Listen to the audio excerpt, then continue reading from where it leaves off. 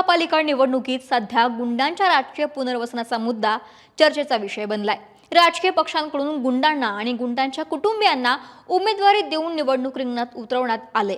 त्यामुळे गुंडांच्या टोळ्या आपल्या कुटुंबातील व्यक्तींना निवडणुकीमध्ये विजयी करण्यासाठी सक्रिय झाला असल्याचं पाहायला मिळते। आणि यातच आता तडीपार असलेला गजामारणे सुद्धा थेट पुण्यातून फोन फिरवणार असल्याचं समजते। नेमकं काय घडलंय पाहूयात व्हिडिओच्या माध्यमातून। नमस्कार, मी अक्षता आणि तुम्ही पाहताय सकाळ। पुणे महापालिकेच्या निवडणुकीमध्ये अनेक गुंडांना गुंडांच्या कुटुंबियांना उमेदवारी देण्यात आली आहे। यात आंदेकर टोळी असेल, फारुख शेख असेल, गजा मारण्याची पत्नी जयश्री मारणे यांना सुद्धा निवडणुकीच्या रिंगणामध्ये आहेत। त्यामुळे गुंडांच्या टोळ्या त्यांचे समर्थक आपल्या उमेदवारासाठी रस्त्यावरती उतरलेत।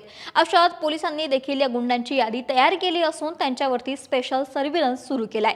या स्पेशल सर्व्हिलन्स मध्येच कुख्यात गुंड गजा मारणे हा पतीला निवडणुकीमध्ये विजयी करण्यासाठी सक्रिय झाला असल्याबाबतची माहिती काही दिवसांपासून समोर आली होती।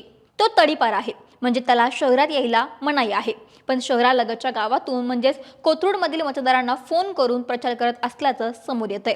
याबाबतच्या तक्रारी पुणे पोलिसांकडे आल्यानं या प्रकरणावरती विशेष लक्ष केंद्रित केलं होतं। मात्र आता गजा मारणे याला उच्च न्यायालयानं दिलासा दिलाय। महाराष्ट्र संघटित गुन्हेगारी नियंत्रण कायदा म्हणजेच मोक्का अंतर्गत कारवाई झालेल्या गजा मारणे याला अलीकडेच कोर्टानं सशर्त जामीन मंजूर केलाय। मात्र जामीन देताना काही अटी आणि शर्ती घालण्यात आल्या होत्या। त्यानुसार तो निवडणुकी दरम्यान त्याला शहरात प्रवेश करता येत नव्हता।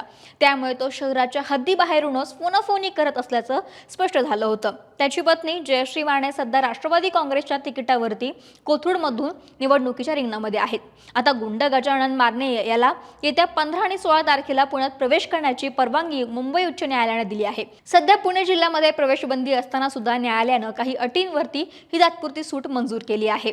गजानन मारणे याने पुण्यातील काही वैयक्तिक आणि कायदेशीर कारणांसाठी शहरात येण्यासाठी परवानगी मागितली होती। त्या अर्जांवरती सुनावणी करताना न्यायालयानं पोलिसांच्या देखरेखीखाली आणि कायदा सुव्यवस्थेला धक्का न लागेल अशा अटींवरती त्याला पुण्यात येण्यामध्ये हिरवा कंदील दिलाय। या कालावधीमध्ये मारणे याला कोणतीही सार्वजनिक सभा, समर्थकांशी संपर्क किंवा शक्ती प्रदर्शन करता येणार नाही।